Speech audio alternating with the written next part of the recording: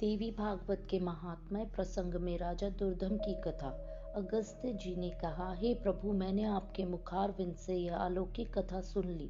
अब श्रीमद् देवी भागवत का दूसरा महात्म्य सुनाने की कृपा कीजिए।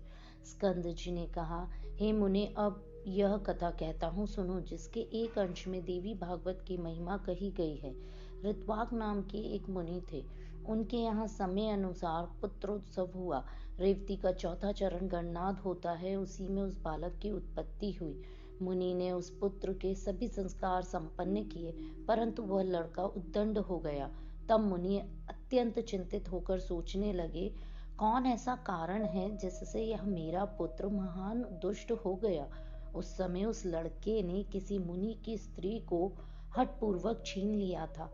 ऋत्वाक दुष्ट पुत्र के इस प्रकार के नीच व्यवहार से दुखी होकर श्री गर्ग जी के पास गए और पूछने लगे। ऋत्वाक मुनि बोले, भगवान, आप ज्योतिष शास्त्र के आचार्य हैं, मेरे पुत्र के दुराचारी होने का क्या कारण है। गर्ग जी ने कहा, मुनि, पुत्र के दुराचारी होने में ना तुम कारण हो और ना माता तथा कुल ही। रेवती का अंतिम चरण गणनाद होता है, वही कारण है, क्योंकि मुने वही निंदित वेला तुम्हारे इस पुत्र के जन्म समय बीत रही थी। अतएव तुम्हें दुखी करना इसका स्वभाव बन गया है, दूसरा कोई भी कारण नहीं। गर्ग जी की बात सुनकर ऋत्वाक मुनि ने क्रोधित हो रेवती को श्राप दिया, वह आकाश से गिर जाए। उस समय नक्षत्र मंडल चमक रहा था। इतने में ही मुनि के श्राप से रेवती आकाश से टूटकर कुमुदगिरी पर आ पड़ी। रेवती के गिरने से वह पर्वत रेवतक नाम से प्रसिद्ध हो गया। यूं रेवती को श्राप देने के पश्चात मुनिवर ऋत्वाक भगवती जगदम्बिका की आराधना करके सुख और सौभाग्य से संपन्न हो गए। स्कंद जी कहते हैं, रेवती नक्षत्र का जो तेज पर्वत पर पड़ा, उससे एक कन्या उत्पन्न हो गई।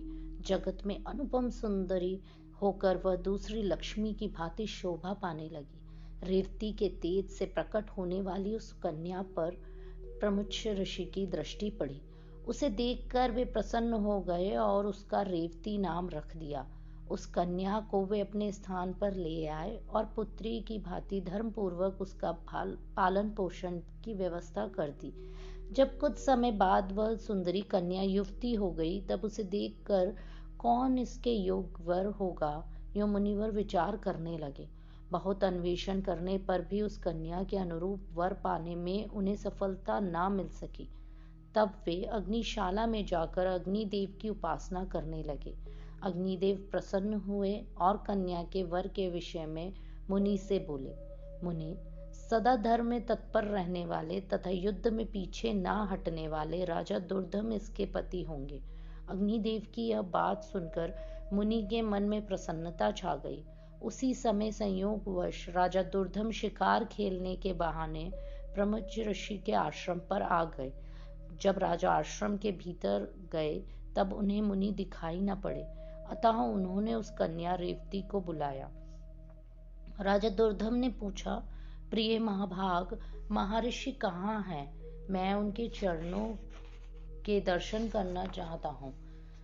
कन्या बोली, महाराज, मुनिवर अभी अभी निकलकर अग्निशाला में गए हैं। कन्या की बात सुनकर राजा दुर्धम अग्निशाला के द्वार पर पहुंच गए और मुनि को प्रणाम किया। मुनि ने प्रचुर आशीर्वाद देकर कहा, राजन, तुम्हारी सेना, खजाना, मित्र मंडली, भृत्य वर्ग, मंत्री वर्ग, देश, नगर और आप स्वयं सकुशल है ना?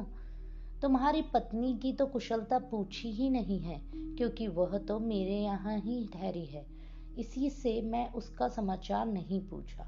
राजा ने कहा, भगवान, आपकी कृपा से सब कुशल है, पर मुझे यह बहुत आश्चर्य हो रहा है कि मेरी कौन सी पत्नी यहाँ है। ऋषि बोले, राजन, जो जगत में अद्वितीय सुंदरी है, वह रेवती नाम की तुम्हारी पत्नी यहाँ है। राजा ने कहा, प्रभु, मेरी सुभद्रा आदि भार्या घर पर है, उन्हीं को मैं जानता हूँ। भगवान, रेवती के संबंध में तो मुझे कुछ भी पता नहीं। ऋषि बोले, राजन, तुमने अभी जिसे प्रिय शब्द से संबोधित किया, उसे भूल गए? राजा ने कहा, मुने, मैंने वैसे ही उसे प्रिय शब्द कहकर बुलाया था, परंतु मेरी कुत्सित भावना नहीं थी। इस विषय में आप मुझ पर अप्रसन्न ना हो। ऋषि बोले, राजन, तुम ठीक कहते हो।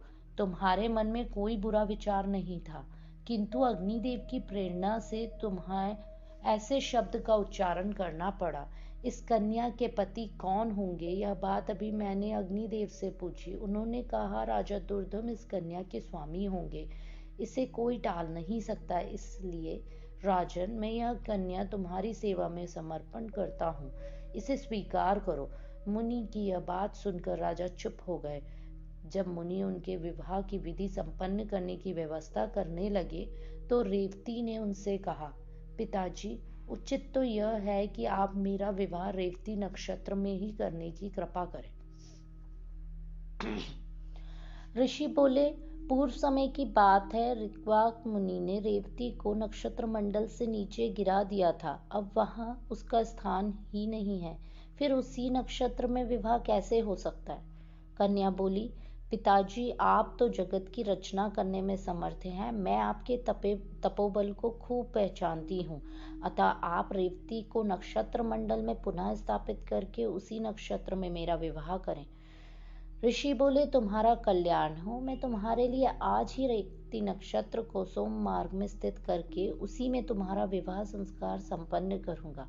इस प्रकार कहकर मुनि ने अपनी तपस्या के प्रभाव से उसी समय रेवती को नक्षत्र मंडल में पूर्ववत स्थापित कर दिया। फिर उसी नक्षत्र में वैवाहिक विधि के अनुसार मुनि ने राजा दुर्धम को वहां रेवती नाम की कन्या सौंप दी। विवाह कर देने के पश्चात मुनि ने राजा से कहा, वीर, तुम्हें क्या पाने की इच्छा है, कहो, उसे मैं पूर्ण करने को उद्यत हूँ। राजा बोले, मुनिवर, मैं स्वयंभू मनु का वंशज हूँ। आपकी कृपा से मुझे मनवंतर का अधिष्ठाता पुत्र प्राप्त हो, यही अभिलाषा है। मुनि ने कहा, राजन, यदि तुम्हारी ऐसी इच्छा है तो भगवती जगदम्बिका की आराधना करो। श्रीमद् देवी भागवत की 5 आवृत्तियां श्रवण करने से तुम अपने मन के अनुरूप पुत्र प्राप्त कर लोगे। इस रेवती के गर्भ से 5वां रेवत नामक मनु होगा। मुनि के यूं कहने पर राजा ने उनके चरणों में मस्तक झुकाया और पत्नी को साथ लेकर वे अपने नगर को चले गए। एक समय की बात है, महात्मा लोमेश जी राजभवन पर पधारे। राजा ने उनका स्वागत सत्कार किया और हाथ जोड़कर उनसे कहने लगे। राजा ने कहा, मुनि, आप सर्व समर्थ हैं। मुझे पुत्र पाने की इच्छा है, अतः आप श्रीमद् देवी भागवत नामक पुराण सुनाने की कृपा कीजिए। राजा की बात सुनकर लोमेश जी को बड़ा आनंद हुआ। वे कहने लगे, राजन, तुम धन्य हो। तभी तो त्रिलोक जननी भगवती दुर्गा में तुम्हारी ऐसी भक्ति जागृत हो गई। अतएव राजन, मैं तुम्हें श्रीमद् देवी भागवत पुराण अवश्य सुनाऊंगा। उसके श्रवण मात्र से कोई भी पदार्थ पाने को शेष नहीं रहता। ब्राह्मण, यूं कहकर लोमेश जी ने शुभ मुहूर्त में कथा आरंभ कर दी। राजा दुर्धम सपत्नी बैठकर विधि पूर्वक कथा की 5 आवृत्तियां सुनते रहे। कथा समाप्त होने के दिन उन धर्मात्मा ने अत्यंत आनंद के साथ पुराण और मुनि की पूजा की और सबको दक्षिणा देकर संतुष्ट किया गया। कुछ समय व्यतीत होने पर भगवती की कृपा से रानी को गर्भ रह गया। गर्भ की अवधि पूर्ण होने पर ग्रहों के उत्तम योग में रानी को पुत्र प्रसव किया।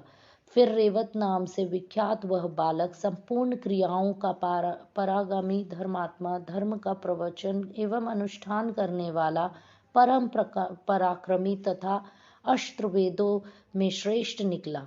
ब्रह्मा जी ने रेवत को मनु के पद पर प्रतिष्ठित कर दिया। हे मुने, इस प्रकार मैंने भगवती जगदम्बिका के एवं पुराण के महात्म्य का संक्षिप्त से वर्णन कर दिया।